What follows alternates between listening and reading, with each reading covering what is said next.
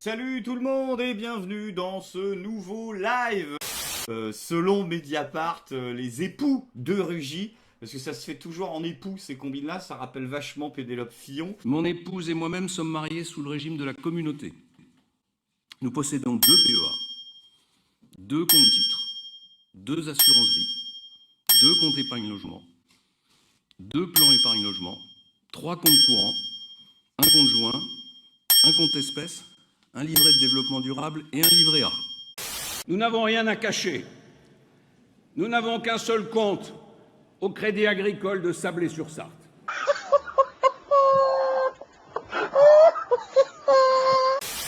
Les époux de Rugy donc ont organisé une dizaine de dîners privés entre octobre 2017 et juin 2018, avec 10 à 30 invités par dîner. Qui étaient pour l'essentiel d'entre eux des amis du couple, mais rassurez-vous, bien sûr, comme d'habitude, c'est pas cher, c'est l'État qui paye, vous la connaissez, c'est-à-dire vous. Non, je n'ai absolument pas de raison de démissionner.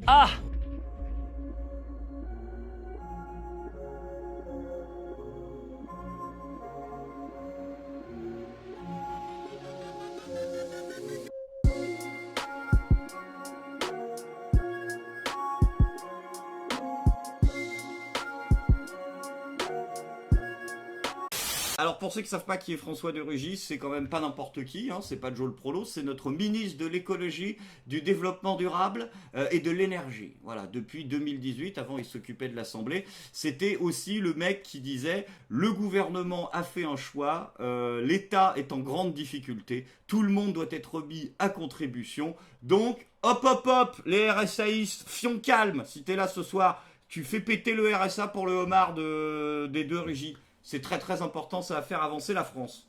Oui, bouffer du homard, pas très écolo, mais non, mais parce que LREM, ils sont prêts à tout.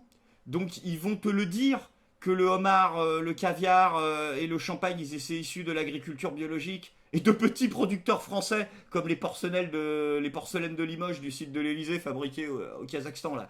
Voilà, ils vont te le dire ça, mais bien sûr qu'ils vont te le dire. Le mec en a rien à foutre. Et puis tu juges, mais c'est pas la même vie non plus. C'est des gens, ils se réveillent le matin. Tu vois, chérie, le petit-déj est servi. Et c'est lui aussi qui disait en 2013. Il faut mettre fin à cette idée très répandue parmi les citoyens, et je les comprends, selon lesquels finalement les élus se font leur propre petit système et qui de fait seraient un peu privilégiés. Le mec avait annoncé la couleur. Il a mytho à personne au départ. Mais c'est là où tu te dis quand même que la République en marche sont des génies. C'est que c'est quand même accessoirement lui qu'ils ont envoyé pour négocier avec les Gilets jaunes au départ. C'est-à-dire que le mec qui mange du homard en disant oh, quel privilège, enfin, il faut que le peuple arrête de penser que les élites sont privilégiées. Repassez-moi du caviar. C'est ce mec qui incarne la bourgeoisie versaillaise, tu vois, la plus improbable qu'ils ont envoyé quand même pour négocier avec les Gilets jaunes. C'est te dire à quel point la République en marche, c'est quand même des génies sur 20, quoi. Omar l'a tué, effectivement, Omar. Mais cette fois-ci sans faute d'orthographe, par contre. Mais avec une petite faute de comptabilité, visiblement. C'est ça qu'on lui reproche. C'est pas l'orthographe, à lui, le problème, c'est plutôt les maths. Ce que ça nous coûte, en fait.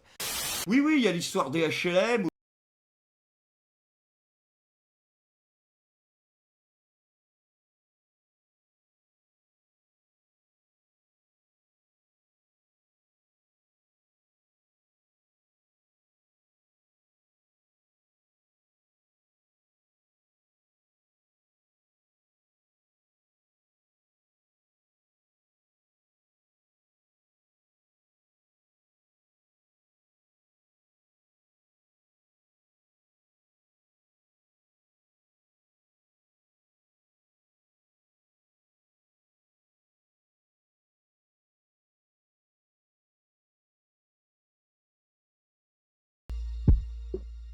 Après, attention, le mec est quand même compétent aussi, parce que c'est d'ailleurs assez étrange de voir que ce type est aussi nul en écologie en ce qui concerne les pesticides et l'agriculture biologique. Par contre, quand il s'agit de choisir les bouteilles de pif, il est beaucoup plus compétent. Il n'y a pas de problème de pesticides.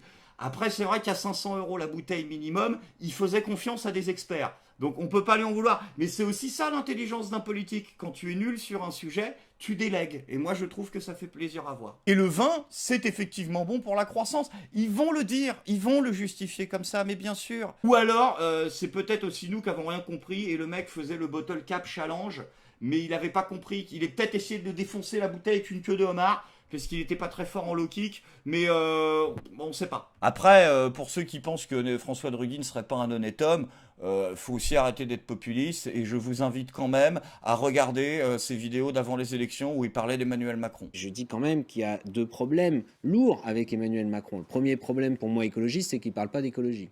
Je ne sais pas quel est son programme écologique. Quand il était ministre de l'économie, non seulement il n'allait pas dans le sens de l'écologie, mais il était plutôt sur l'ancien monde. Lui qui se veut moderne, c'était le nucléaire, c'était le diesel, c'était l'extraction des sables dans la baie de Lannion, même si depuis qu'il n'est plus ministre, il est contre. Et puis, par ailleurs, il y a quand même un autre problème, au moins une question sans réponse, c'est Emmanuel Macron, président. Quel est le gouvernement? Quelle est la majorité parlementaire? Quelle est la coalition? Avec qui il travaille? Personne ne le sait. Et là, ce ne sont pas les ralliements, sans vouloir être désagréable à l'égard de telle ou telle personne, qui vont construire l'ossature d'un gouvernement. Et d'ailleurs, à cause de toute cette polémique, François de Rugy a limogé sa directrice de cabinet, donc son ancienne du coup maintenant, Nicole Klein, qui a conservé pendant 12 ans, c'est pas très Klein ça, son HLM, mais sans y habiter elle par contre. Elle y habitait pas, elle avait oublié de rendre les clés, mais ça arrive à tout le monde aussi. Puis vous êtes mignon avec vos conneries, il n'était pas habité, Oui, mais ils vont les mettre où, les homards? Faut bien qu'ils crachent quelque part. Il leur faut une cure de homards pour qu'on puisse les bouffer. Donc voilà, avec un jacuzzi pour homards. Non, franchement, vous êtes durs, hein. Après, on n'est pas là pour défoncer du François de Rugy, hein. Donc il avait quand même un argument pour se défendre de tout ça. Donc on va quand même l'écouter. Mais évidemment que c'est ces photos qui choquent. Et c'est homard servi. Mais ça vous surprend qu'à l'Assemblée nationale, on puisse être amené à servir du homard? Moi, je n'aime pas ça. Je n'en mange pas. J'ai une intolérance aux crustacés, aux fruits de mer. Oh, le vilain menteur! Vous avez vu, il a corrigé. Il commence en disant j'ai une allergie, j'ai une intolérance. Parce qu'il sait qu'une allergie, médicalement, c'est beaucoup plus facile à vérifier. Il va pas aller trop loin dans le mytho. Il y a des gens qui pourraient dire que c'est faux. D'ailleurs, il y en a qui ont dit que c'est faux, puisque certes, l'allergie au homard existe, mais l'intolérance au homard, par contre, elle n'existe pas. Mais on fait croire que c'est moi qui demande qu'on serve des homards. Enfin, je n'aime pas les huîtres, je ne prends pas de champagne. Alors vous voyez, je déteste le caviar. Alors vous voyez les histoires qu'on raconte à partir d'une photo. Non mais mec, on s'en bat les couilles de tes allergies alimentaires et de tes intolérances et de tes goûts et de ce que tu commandes sur Allo Resto. C'est pas la question. Le mec est en train de se justifier, et il fait ça pendant 20 minutes, sur ses goûts et ses couleurs, mais on s'en tartine que tu les bouffes, les homards. Notre problème, c'est que tu les aies payés. Donc que tu les manges, que tu les boives, ou que tu te les mettes dans le cul, les homards, ça revient au même. Tant que tu les payes à tes potes avec notre pognon, pour nous, c'est kiff-kiff bourricot. Le champagne, ça me donne mal à la tête. Donc je n'en prends pas. Donc là, le mec est en train de nous dire non, c'est pas vrai parce que je suis intolérant aux fruits de mer et aux huîtres. C'est bizarre, François, alors. Parce que récemment, tu disais quand même sur Twitter que c'était pas si dégueulasse que ça. Tu vas nous dire quoi? Que t'avais menti à tous ces pauvres pêcheurs pour ta campagne? Non, moi je crois que tu étais un honnête homme et que tu n'as pas menti à la France d'en bas. Et pour le sèche-cheveux plaqué or, d'ailleurs, on fait quoi? Oui, parce qu'il y avait un sèche-cheveux plaqué or. On en est là dans la combine. Donc c'est quoi l'excuse ce coup-ci? Non mais écoute, arrêtez, je ne peux pas avoir de sèche-cheveux plaqué or. Parce que je porte une perruque, voilà. Non, je peux pas l'enlever parce que c'est comme Jackie Chun, en fait, ça tient à la glu, mais je vous jure que c'est vrai. Le plus incroyable, c'est quand même sa femme, à François de Rugy, qui a tenté médiatiquement de défendre le truc. La femme de Rugy a balancé, ses dîners l'aident à se connecter et à rester connecté à la vraie vie. Quand vous êtes un homme politique, vous ne pouvez pas vous couper de la société. Bah non. Mais tu peux te faire couper la tête, Marie-Antoinette. Et en plus de rimer, ça risque peut-être pas de tarder à arriver. J'en sais rien, mais je pense qu'il faudra se calmer un moment avec les gens. Parce que là, ça va mal se mettre, quoi. Non, parce que c'est réellement ça, en fait. La symbolique derrière cette affaire, elle est hyper importante, quoi. Les politiciens ont toujours gratté un peu sur le truc pour se faire quelques bouffes au KLM. Mais bon... les mecs, j'avais envie de dire, faisaient leur boulot. Ça reste encore à voir. Mais il y avait une marge de tolérance, si tu veux, parmi les gens, parce que les mecs essayaient quand même de faire à peu près le boulot pour lequel ils étaient payés. Hein, et d'ailleurs, il y en a aussi qui grugeaient pas du tout, et qui est Général de Gaulle, qui lui payait directement les factures d'électricité de l'Élysée avec ses deniers propres. Mais quand on en est finalement réduit à faire un véritable scandale politico-médiatique, à soulever de telles vagues d'indignation simplement parce que le mec bouffe du homard et des huîtres, c'est qu'on est à une ère pré-révolutionnaire. Quand on commence à faire un tel tintouin pour ce que les mecs se foutent dans le gosier, tu vois, c'est peut-être parce que les gens ont plus grand-chose à bouffer aussi. Et tu vois, c'est des archétypes forts. Quand on s'attaque à la bouffe, c'est que les gens sont pas loin de prendre les fourches. Non, mais voilà, quoi, ils vont nous le dire, ils vont dire, ouais, nous, l'année prochaine, pour rester connectés à la vie réelle, on a décidé de faire camping et Zodiac, tu sais, mais le camping, ce sera dans les tentes en Arabie Saoudite, tu sais, et puis le Zodiac, ce sera, c'est Bolloré qui le prête. Ils ont essayé de justifier la combine en disant que plusieurs des invités, quand même, qui étaient invités, étaient là pour des raisons professionnelles. Donc ils nous ont dit, attention, c'est quand même professionnel, on s'est pas foutu de votre gueule, c'était des homards qui ont servi à faire avancer la France, et le seul exemple de nom qu'ils arrivent à te citer comme rendez-vous professionnel, c'est Jean-Michel Apathy. Ouais. C'est-à-dire toujours utile pour faire avancer le pays de taper un petit coup de foie gras avec Jean-Michel, bien évidemment, c'est comme ça que les choses avancent, c'est incroyable quoi. Et même Jean-Michel Apathy, tu regardes son interview, il te dit j'ai compris très vite que je n'avais rien à faire là, c'est-à-dire que même lui, moralement ça le choque, Jean-Michel Apathy. Ouais, c'est comme si t'invites DSK à une partouze et au bout de 20 minutes il remet sa veste et non, là... Merci, mais c'est malsain. Voilà, merci. Au revoir, bonne soirée. Je sais pas ce qui m'a choqué. Peut-être les nains qui passent avec des petits plateaux de coke sur la tête pour sniffer, je sais. Mais moi, voilà, j'ai envie de vomir. Bonne soirée. Enfin, c'est absolument hallucinant, quoi. La boucle est bouclée. Est-ce qu'il va sauter, à votre avis, ou est-ce qu'on va arriver à un score d'impunité over 9000 ? François de Rugy a eu l'occasion de détailler assez longuement ses réponses aux interrogations qui se sont fait jour à travers cet article. Et il conserve bien évidemment la confiance du président de la République et du Premier ministre. Alors, entre-temps, les choses ont pas mal bougé, puisque François de Rugy a présenté sa démission et Sibeth Ndiaye a pu conclure en tant que porte-parole du gouvernement cette polémique avec des mots de choix. Il y a une deuxième chose, qui est qu'on doit à chaque fois avoir de la mesure, avoir une certaine forme parfois de frugalité, parce que je suis bien consciente, et nous le sommes tous conscients, que nos concitoyens ne vivent pas tous les jours, tout le monde ne mange pas du homard tous les jours, bien souvent on mange plutôt des kebabs. Oh, c'est mignon le petit plan de com à la fin. Tellement pute que ça se voit pas. Oh, enfin si, ça se voit un peu quand t'as l'habitude. Nous parler de kebab comme ça gratuitement, histoire d'exciter les identitaires, les fascistes des internets, l'extrême droite de Twitter, ou tout simplement ceux qui tiennent un petit peu à leur culture. Juste les énerver un petit peu comme ça. Les méchants fascistes, ils passent au premier plan, et puis l'affaire de Rugy, elle passe au second plan. Et ça, c'est vraiment représentatif de ce gouvernement. C'est ça qu'il a de différent avec les autres. C'est qu'à chaque fois qu'ils présentent des excuses, à chaque fois qu'ils font marche arrière, ils ne peuvent pas s'empêcher de glisser un petit pic. C'est exactement comme Macron avec son « qu'ils viennent me chercher ». Ils sont incapables de faire preuve d'un minimum d'autocritique sans aller exciter les passions du peuple et rajouter de l'huile sur le feu. Et croyez-moi, ça un jour, ça se paiera. On ne sait pas ce qui va se passer, ça se trouve, après les homards, après les bouteilles, on va avoir une photo de Rugy avec Jean-Marie Corda en arrière-plan en train de fouetter le cul des naines. Si ça se trouve, ça monte très très loin cette histoire. Ça se trouve, même le YouTube Game est impliqué, hein. Moi, je serais pas étonné du tout, hein. Ça se trouve, Poupetto est invité aux soirées. Tu sais pas. Ça peut-être remonter très très loin, ce truc. Hein. Vous n'avez pas de homard, mangez des crevettes. Ben voilà, exactement. Je pense que t'as absolument tout résumé. Et oui, Angela Merkel a été à nouveau prise de tremblement. Alors c'est la 3e fois que mamie est tremblote. Les premières notes de l'hymne allemand retentissent lorsqu'Angela Merkel est prise de tremblement. Aux côtés du Premier ministre finlandais, la chancelière a du mal à se maîtriser, et ce pendant plusieurs minutes. Des spasmes qui inquiètent, les Allemands s'interrogent. Alors en conférence de presse, quelques minutes seulement après cette nouvelle crise, elle se justifie et se veut rassurante. Je vais bien. Comme je l'ai dit il y a quelques jours, j'essaye de faire face à cette expérience que j'ai eue lors de la cérémonie avec le président ukrainien Zelensky. Je suis en phase de traitement. Je vais devoir vivre avec ça un moment, mais il y a déjà du progrès. Je vais très bien, il n'y a pas d'inquiétude à avoir de ce côté-là. Une expérience, dit la chancelière. Elle élude malgré tout la question qui évoquait un possible bilan de santé. Car en un mois, Ça fait déjà 3 fois que ce type d'incident se produit. Le 18 juin dernier, en présence du président ukrainien, elle avait alors expliqué avoir été victime de déshydratation à cause de la chaleur. Puis, le 27 juin, lors de la cérémonie officielle de la prise de fonction de la nouvelle ministre de la Justice à Berlin. Angela Merkel, qui aura 65 ans dans quelques jours à peine, à la tête d'une fragile coalition, elle a d'ores et déjà annoncé qu'elle ne briguerait pas un nouveau mandat en 2021. Est-ce qu'elle est malade? T'es médecin peut-être? Si ça se trouve, ils ont juste oublié de changer les piles aussi, tu sais pas. Mais oui, mais c'est puces neurologiques à la con là qui leur mettent. Ça a duré de vie limitée ou pas? Parce qu'on sait pas aussi. C'est Mamie Merkel, c'est du 1940 ça. Donc c'est même pas du T800.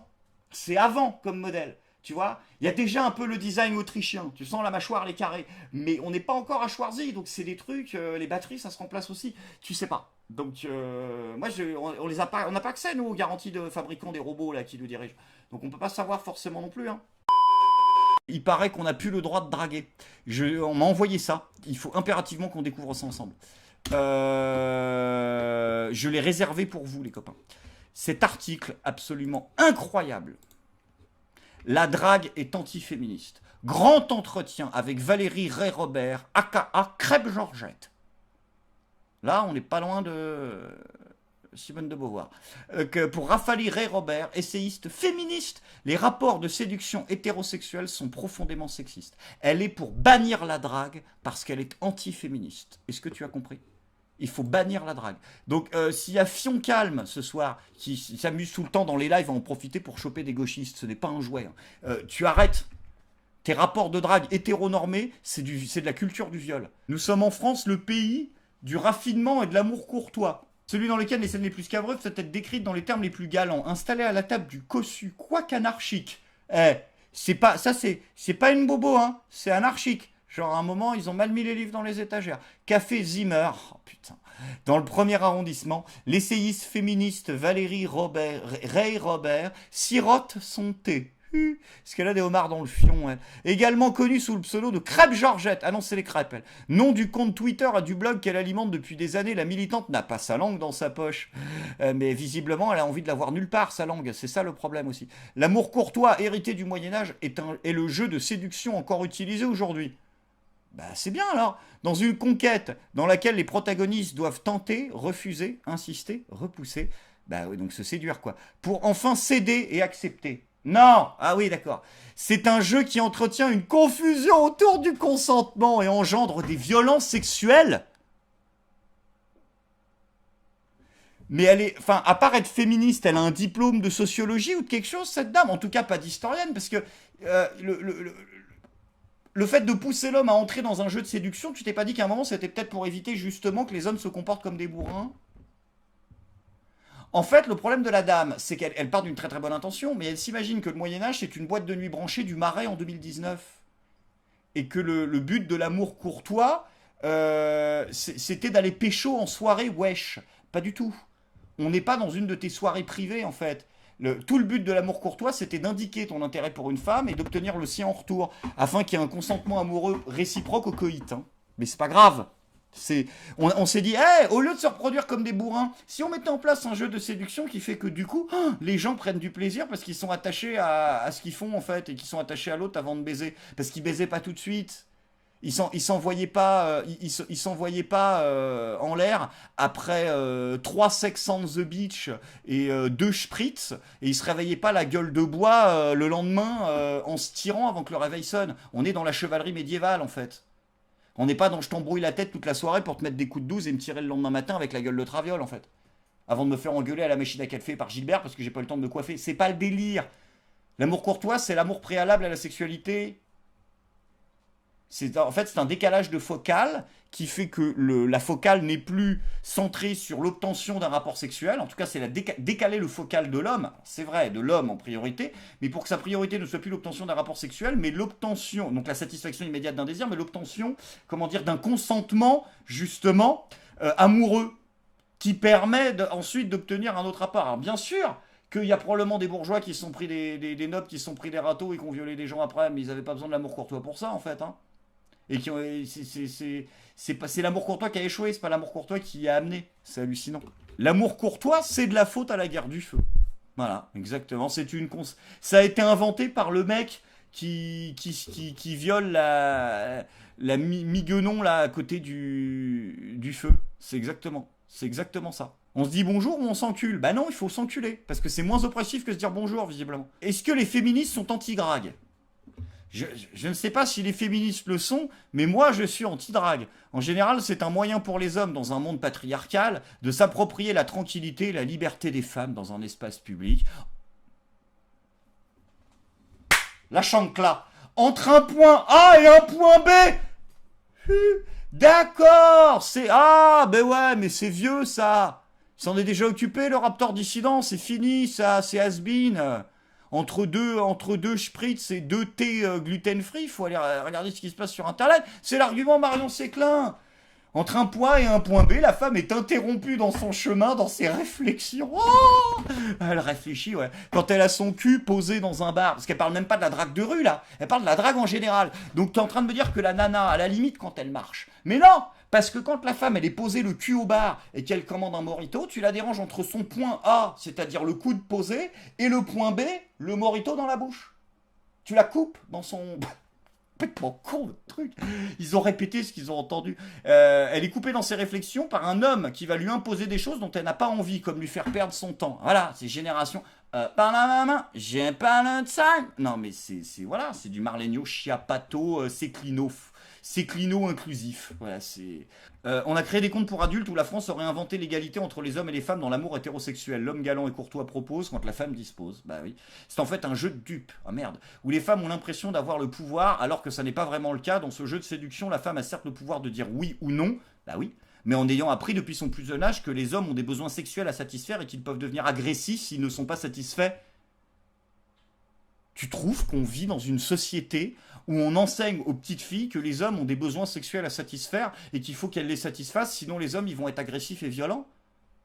Mais peut-être qu'elle vit au Qatar, cette dame, on ne sait pas. Peut-être qu'elle écrit de là-bas, peut-être qu'elle vit en Arabie Saoudite, effectivement. Mais il faudrait vérifier parce qu'elle m'a l'air quand même plus de vivre à Saint-Germain-des-Prés. Mais que dalle! Mais que dalle, c'est absurde, on vit dans une société où même la modernité a transposé ses codes. Regarde les sites de rencontres, c'est la femme qui propose. Regarde les boîtes de nuit gratuites aux femmes. C'est ridicule. Par exemple, la femme ne doit pas dire oui trop rapidement, on risque de passer pour une fille facile. Elle doit se faire désirer, c'est son rôle. Quant à l'homme, il devrait préserver et se faire pressant, d'où la légitimité d'être lourd. Mais non! Ainsi, la femme dit non, elle pense en fait dire oui. Il suffirait de la pousser un peu pour qu'elle finisse par céder et y prendre du plaisir. Mais écoutez, comme je vais citer la poétesse féministe qui disait...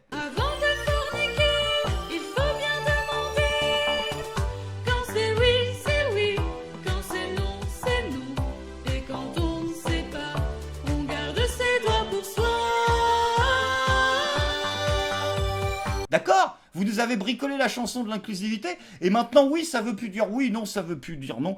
Excuse-moi, comment elle s'appelle? Valérie Ray-Robert. Quand c'est oui, c'est oui. Quand c'est non, c'est non. Et les gens ne font pas un Master 2 en sociologie ou en linguistique approfondie avant de s'adresser la parole dans un bar et de se parler. Je suis désolé, c'est comme ça. Non, ben voilà, elle dit je suis pour bannir la drague puisqu'elle est anti-féministe. Donc du coup, je vous pose la question, comment vous voulez qu'on se rencontre?